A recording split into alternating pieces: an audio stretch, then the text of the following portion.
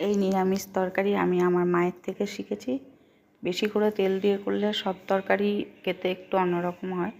আমিও কম তেল দিইনি, মোটামুটি ভালোই তেল দিয়েছি। তো আমি কালো জিরে ফোড়ন দিয়েছি, তারপরে কপি, কুমড়ো, আলু, গাজর সব রকম সবজি দিয়ে কালো জিরে ফোড়ন দিয়ে তেলের মধ্যে নাড়াচাড়া করে তারপরে কুমড়ো শাক মানে ডগা আর পাতা ওইগুলো দিয়ে নাড়াচাড়া তেলের মধ্যে একটু ভাজা করে তারপরে একটু জল দিয়ে দিলাম। তো আমি কপি, বেগুন আর ডালের বড়িটা আগেই ভেজে তুলে রেখেছিলাম। তো কপিটা আগেই সবজি ভাজার মধ্যে আবার দিয়ে দিয়েছিলাম।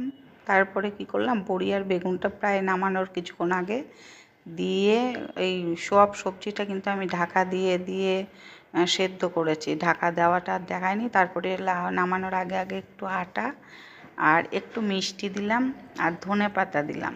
যখন সব সেদ্ধ হয়ে গেল, নুন ঝাল মিষ্টি ঠিক আছে, নামিয়ে দিলাম। কেমন হলো?